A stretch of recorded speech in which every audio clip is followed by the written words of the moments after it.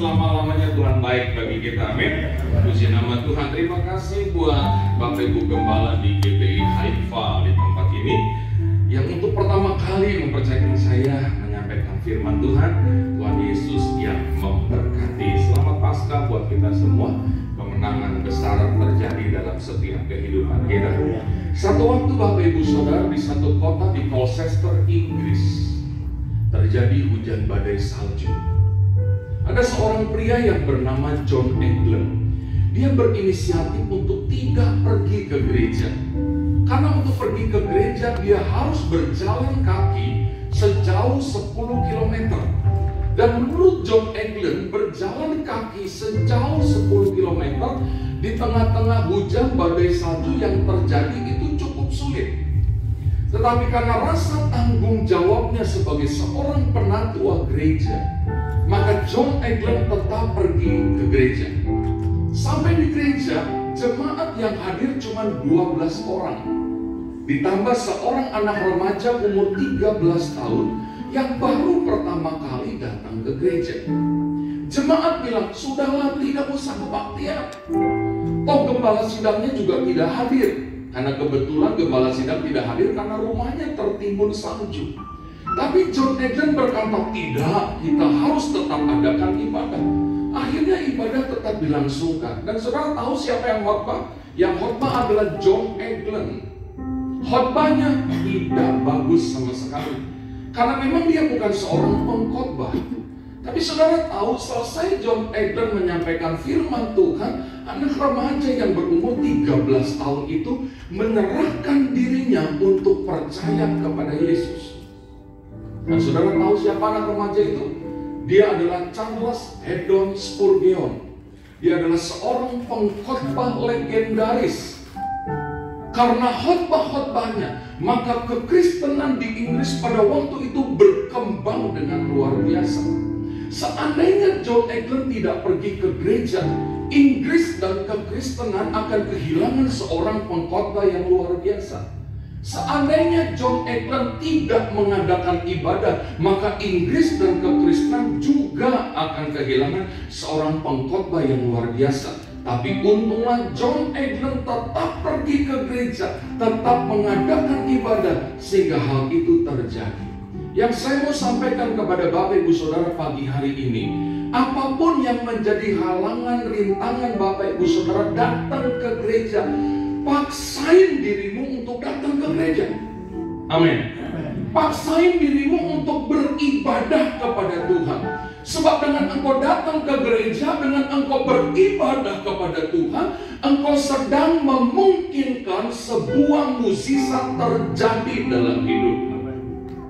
Ketika engkau mengambil keputusan untuk pergi ke rumah Tuhan beribadah, mukjizat bisa terjadi saat itu. Sementara engkau dalam perjalanan menuju ke gereja, mukjizat juga bisa terjadi pada waktu itu. Ketika engkau sedang memuji Tuhan, ketika engkau sedang mendengarkan firman Tuhan, ketika engkau sedang mempersembahkan persembahan kepada Tuhan, mukjizat juga bisa terjadi di situ. Maka paksain dirimu untuk datang beribadah supaya mukjizat terjadi. Berikan tepuk tangan bagi Tuhan kita bagi hari ini.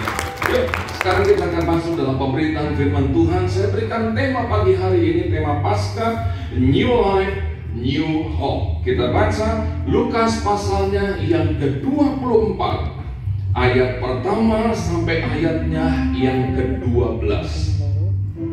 Lukas 24 ayat 1 sampai 12. Tetapi pagi-pagi benar pada hari pertama minggu itu, mereka pergi ke kubur membawa rempah-rempah yang telah disediakan mereka. Mereka mendapati batu sudah terguling dari kubur itu. Dan setelah masuk mereka tidak menemukan mayat Tuhan Yesus. Sementara mereka berdiri termangu-mangu karena hal itu, tiba-tiba ada dua orang berdiri dekat mereka, memakai pakaian yang berkilau-kilauan. Mereka sangat ketakutan dan menundukkan kepala. Tetapi kedua orang itu berkata kepada mereka, "Mengapa kamu mencari dia yang hidup di antara orang mati? Ia tidak ada di sini. Ia telah bangkit. Ingatlah apa yang dikatakannya kepada kamu ketika ia masih di Galilea. yaitu bahwa Anak Manusia harus diserahkan ke tangan orang-orang berdosa dan disalibkan dan akan bangkit pada hari yang ketiga. Maka teringatlah mereka akan perkataan Yesus itu. Dan setelah mereka kembali dari kubur, mereka menceritakan semuanya itu kepada ke-11 murid. Dan apa saudara? Kepada semua orang atau saudara yang lain. Perempuan-perempuan itu ialah Maria dari Magdala dan Yohana dan Maria ibu Yakobus. Dan perempuan-perempuan lain juga yang bersama-sama dengan mereka memberitahukannya kepada rasul-rasul. Tetapi bagi mereka perkataan-perkataan itu seakan-akan omong kosong. Dan mereka tidak percaya kepada perempuan-perempuan itu. Sungguh pun demikian, Petrus bangun, lalu cepat-cepat pergi ke kubur itu. Ketika ia menjenguk ke dalam, ia melihat hanya kain kafan saja. Lalu ia pergi dan ia bertanya dalam hatinya, apa yang kiranya telah terjadi? Katakan amin.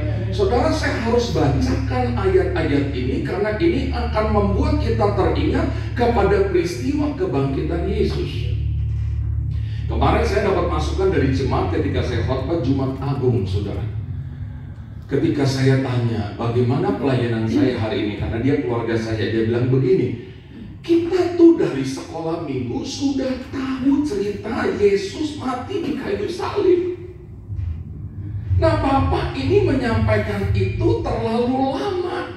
Padahal kita udah tahu Yesus mati di kayu salib gitu. Yesus berdarah, dia pakai mahkota duri. Dan dia bilang begini, yang kami perlu sebagai jemaat adalah realita dalam kehidupan sehari-hari itu apa, Pak? Lewat kematian Yesus di kayu salib. Saya kaget, saudara, jawabannya begitu, saudara. Jadi khotbah Bapak agak sedikit boring, agak sedikit ngambang, karena kita udah tahu ceritanya. Duh, Pak Gideon hati-hati lu jemaat, sekarang kritis, jemaat sekarang udah pintar-pintar semuanya lu, saudara. Jadi saya tidak akan membahas tentang kebangkitan, saya harus bicara tentang realita dalam kehidupan, saudara. Tapi ayat ini harus saya baca untuk kita bisa mengingat peristiwa yang terjadi pada waktu Yesus bangkit. Nah, dari ayat-ayat yang kita baca ada 3 hal yang ingin saya sampaikan kepada saudara. Yang pertama, saudara, ayat-ayat ini sedang memberitahu kepada kita tentang kuasa dari Tuhan kita yang tidak terbatas. Saudara, kubur terbuka, batu itu terguling tanpa ada campur tangan manusia. Setelah jenazah dimasukkan ke dalam kubur, maka pintu kubur itu akan ditutup oleh sebuah batu yang besar dari luar. Siapa yang sudah pernah ke Israel? Ada? Pernah ke kubur Yesus? Ya, ada pintu yang kecil, saya kalau mau masuk harus masuk itu, saudara. Ada gambaran batu yang akan menutup gitu. Nah, itu hanya bisa dibuka dari luar. Dan itu batu yang cukup berat.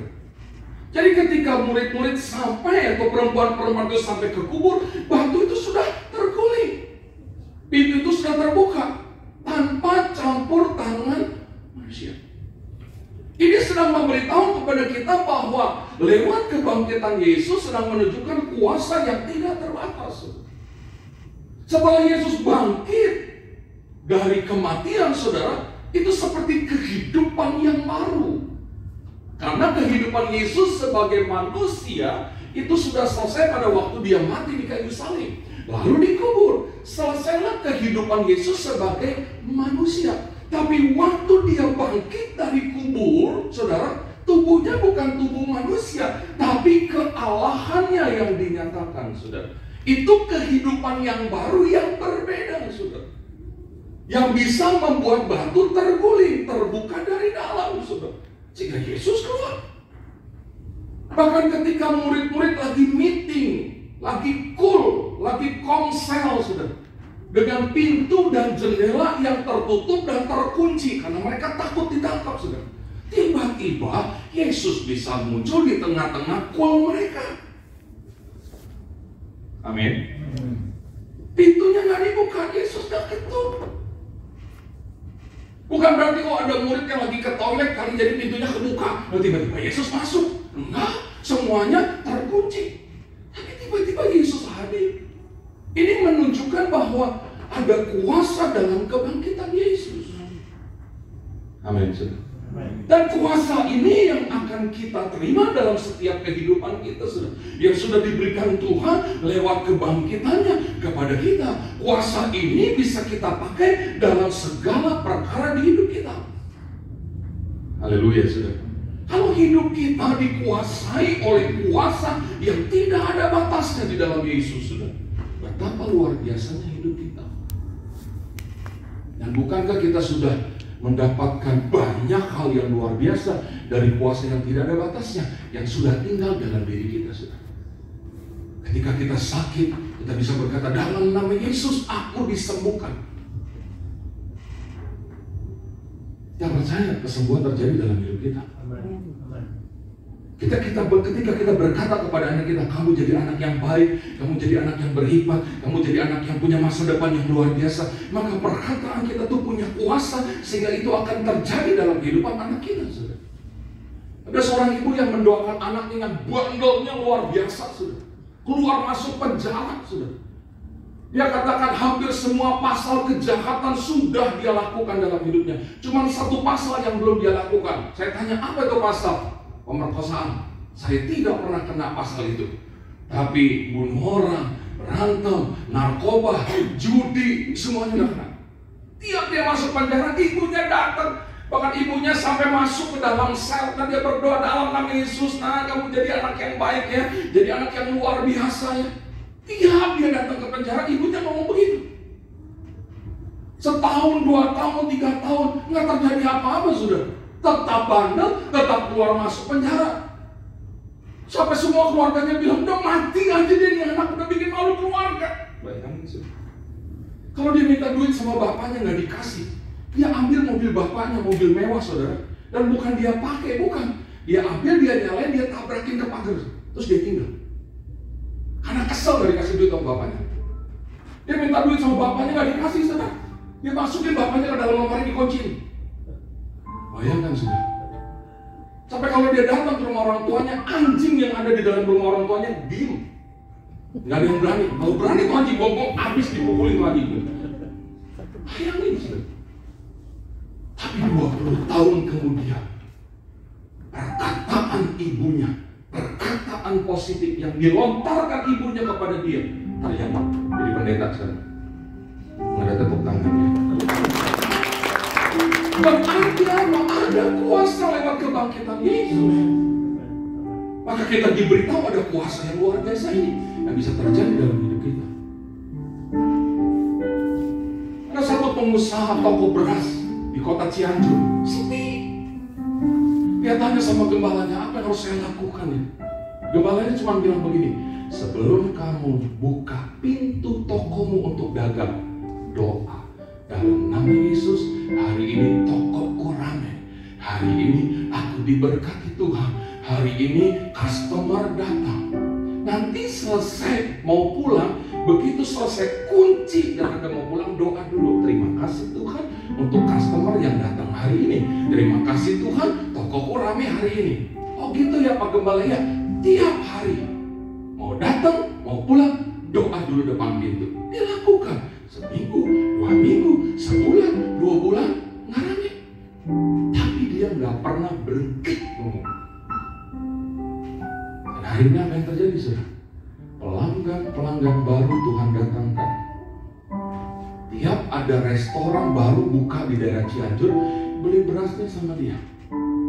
Bahkan pelanggan lama Tuhan datangkan juga. Sampai dengannya, kamu apa kabar? Kemana aja? Iya, aku ditawarin beras tuh dari toko lain. Pertamanya aja bagus, berikutnya dicampur sama yang gak bagus. Udah aku beli sama engkau aja lah. Aku gak mau tergiur lagi sama yang lain. Aku balik lagi ke sini kok. Bayangin, dari yang sepi nih. Sampai akhirnya dia bilang, Tuhan udah cukup, stop beras habis Tuhan. Udah jangan kirim pelanggan lagi, habis stok beras. Nggak ada tepuk tangannya juga.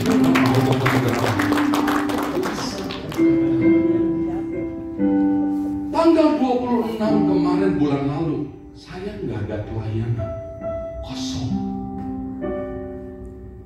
Karena apa? Sebenarnya Sebetulnya tanggal 21 saya harus berangkat ke Israel, Maret. Tapi entah kenapa travelnya membatalkan dengan berbagai macam alasan yang nggak tahu lah. Jadi tanggal 26 saya udah cancel, kosong. Sesuatu yang tidak pernah terjadi dalam hidup saya, hari Minggu nggak khotbah gitu. Akhirnya ada satu keluarga yang hari Sabtu bilang, besok ada pelayanan nggak? Kebetulan nggak ada.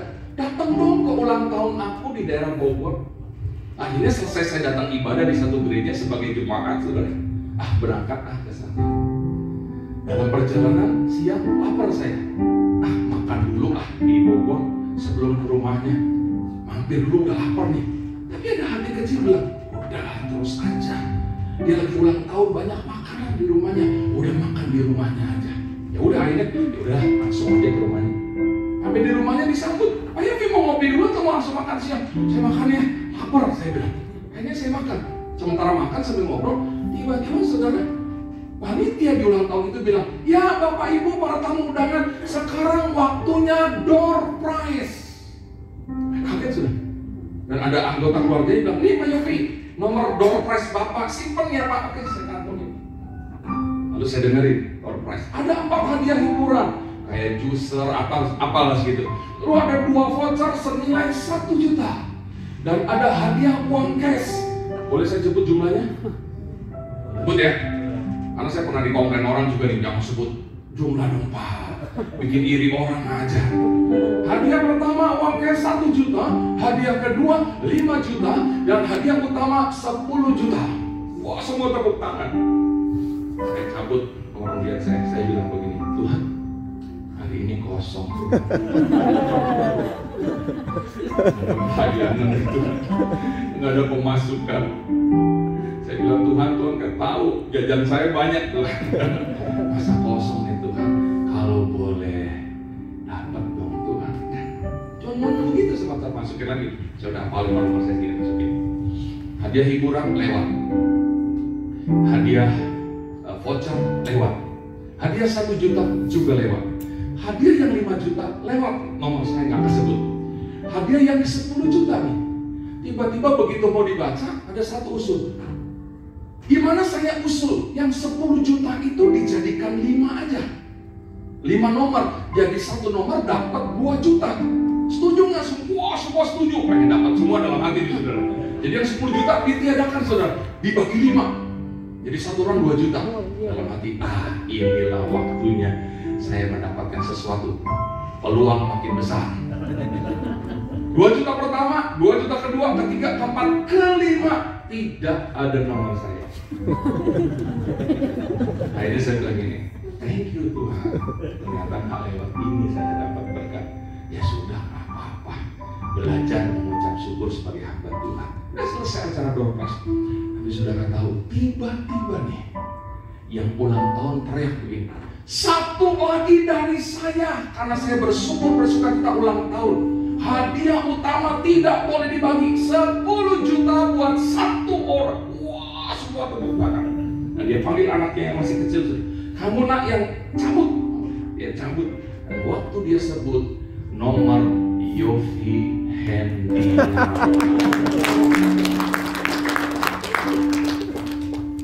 coba waktu door prize selesai saya bilang, cuma jadi pendeta Tuhan nggak ada.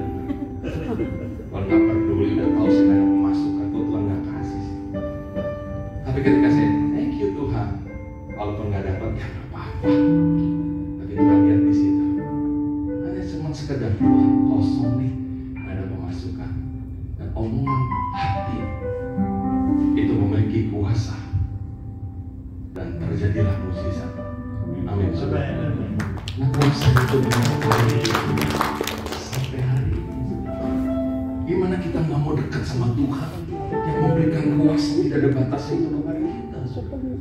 Amin. Ada satu orang yang sakit cancer, saudara. Ini waktunya udah habis ini, belum ya? Oh belum, masih belum. Sakit cancer, badannya jadi kusut. Gembalanya kasihan, gembalanya panggil dia. Sudah, saya nonaktifkan kamu ya, karena kamu perlu istirahat. Jangan kamu rasa terbeban dengan pelayanan tugas yang gereja kasih. Kamu istirahat supaya kamu bisa cepat pulih.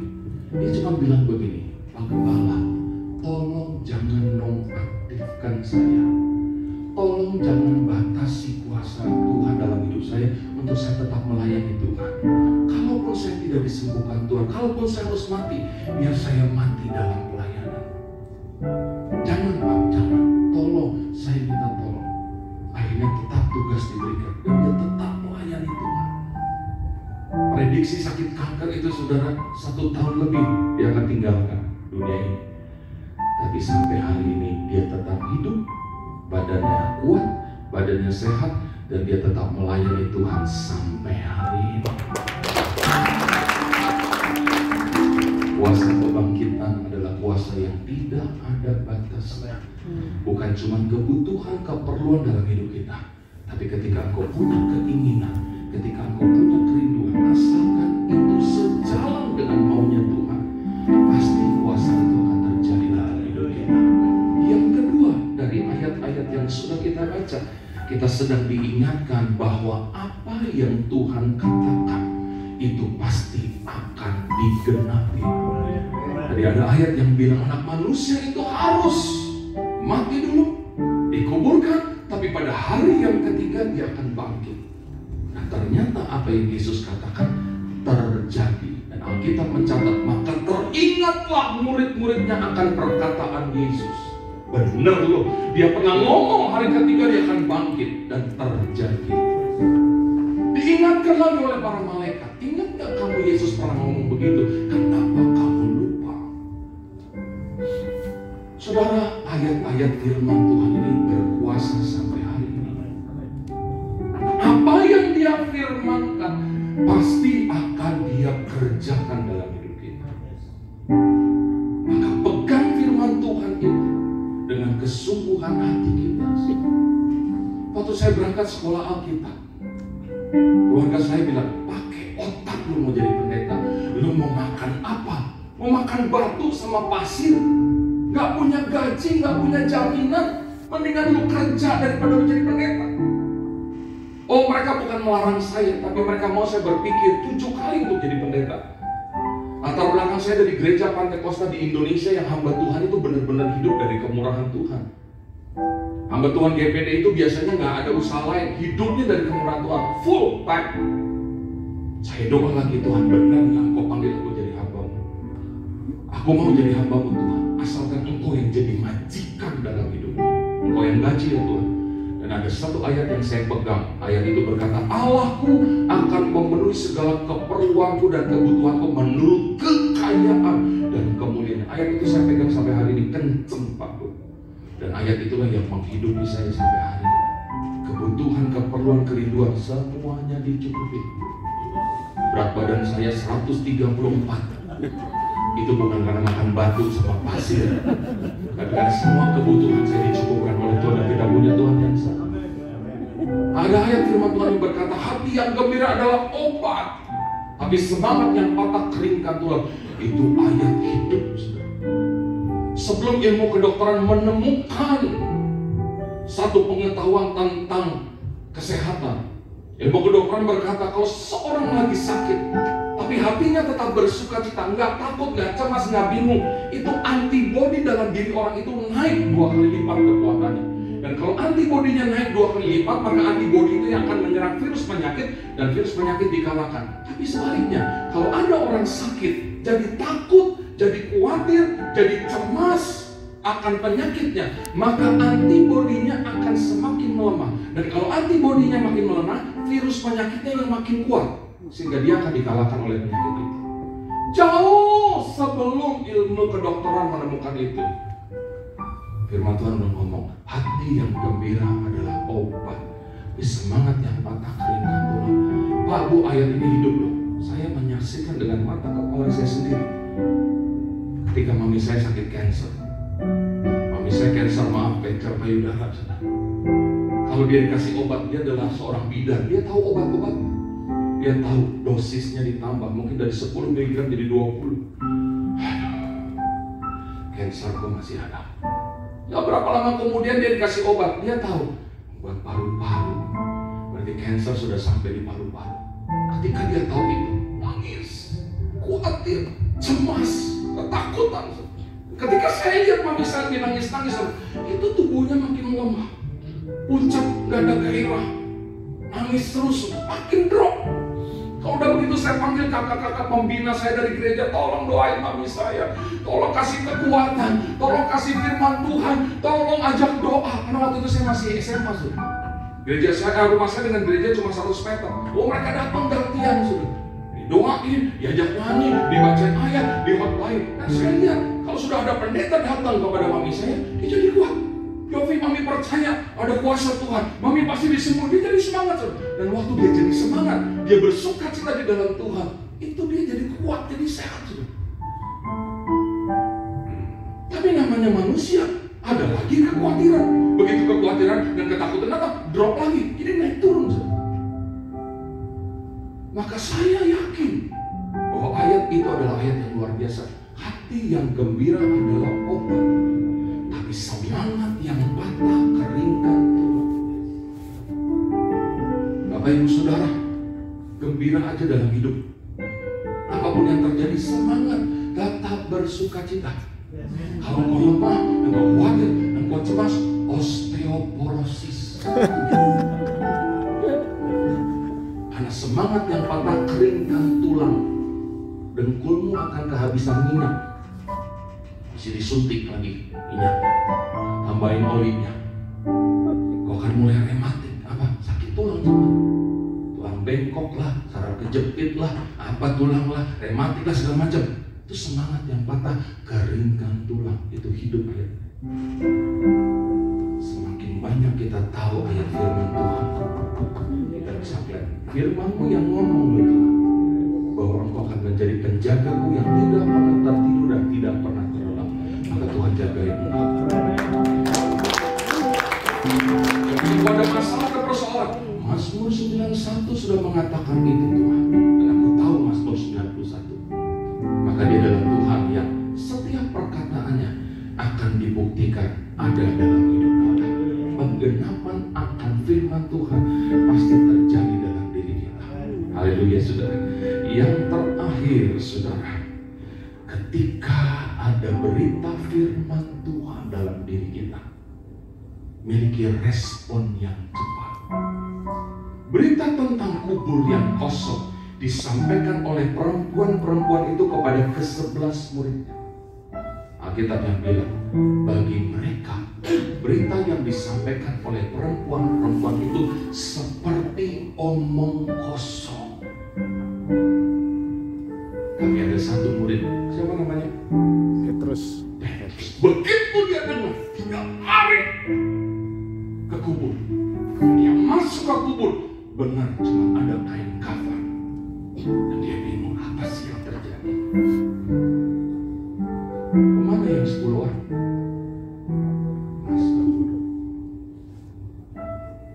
Kenapa kita satu gereja? Kita punya satu gembala. Ketika saudara datang ke tempat ini, hamba Tuhan yang khotbah sama-sama semuanya dengar. Gembalanya sama Pak Gideon di tempat ini. Puji-pujinya sama, lagunya kita nyanyiin sama-sama. Tapi waktu kita pulang, ada yang diberkati Tuhan dengan luar biasa. Ada yang diberkati biasa-biasa aja. Tapi ada juga yang tidak diberkati sama sekali. Kenapa jadi beda? Karena ketika saudara pulang tinggalkan tempat ini, respon kita beda-beda. Ada yang cepat, dahsyat firman Tuhan, pulang lakukan. Tapi ada yang biasa-biasa. Maka ketika saudara pulang lagi naik motor, suami istri boncengan. Istri tepuk pundak suami, Pak, dapat apa dari firman Tuhan tadi, Pak? Kita mesti begini ya, Ma. Benar, Pak. Yuk kita lakukan mulai besok ya. Lagi di mobil, anak-anak, dapat firman Tuhan apa hari ini? Tuhan bicara apa nih? Saling sharing. Jangan begitu masuk mobil, mau makan di mana kita? Mau makan apa gitu? Udah langsung makanan dulu. Bahas dulu 5 menit firman Tuhan. Sepakat ya Pak? Sepakat ya Pak? Kita lakukan yang mulai hari Seninnya. Amin, amin. Maka kuasa itu akan terjadi. Apa yang disampaikan firman Tuhan? Semakin mustahil firman Tuhan untuk kita lakukan dalam hidup kita, semakin gede berkat yang menanti kita. Oh Pak, ada banyak ayat firman Tuhan yang gak masuk akal kita. Tampar pipi kanan, kasih yang kiri, gak masuk akal tuh, enak aja. Jangan balas kejahatan dengan kejahatan, balas kejahatan dengan kebaikan. Nggak masuk akal itu. Kalau saya bikin jahat sama Pak Gideon, saudara semua tahu, saya bikin jahat duluan sama Pak Gideon. Lalu tiba-tiba nih contoh, Pak Gideon juga balas bikin jahat sama saya. Dan saudara lihat itu, saudara bilang apa? Ayo Yofi duluan sih jahat sama Pak Gideon. Kalau dibalas syukuri loh Pak, masih ada baiknya. Tapi di mata Tuhan nggak ada baiknya. Saya bikin jahat sama Pak Gideon nih. Pak Gideon diam, nggak balas, diam aja. Saudara bilang, keren Pak Gideon. Udah dijahatin sama Pak Yofi, nggak balas, keren Pak Gideon. Di mata Tuhan nggak ada keren-keren. Karena yang Tuhan mau, jangan balas kejahatan dengan kejahatan, tapi balaslah kejahatan dengan itu baru keren. Pak Gideon dia tidak balas kejahatan yang saya lakukan, nggak keren. Tapi saya jahat sama Pak Gideon. Pak Gideon balas, ajak saya ngopi kayak tadi sudah. Baru keren. Kalau hidup kita udah nyenengin Tuhan, nggak usah minta. Dia cukupin semua dengan cara yang tidak pernah terduga. Alami kuasa kebangkitan dari Yesus Kristus Tuhan. Nah, saya percaya Yesus Kristus Tuhan yang dahsyat dan luar biasa itu akan memberkati hidup kita berlimpah, limpah, limpah. Tuhan Yesus berkatnya kita pagi hari ini. Kita tundukkan kepala kita bersama. Sebab Dia hidup, ada hari esok. Sebab Dia hidup, ku tahu.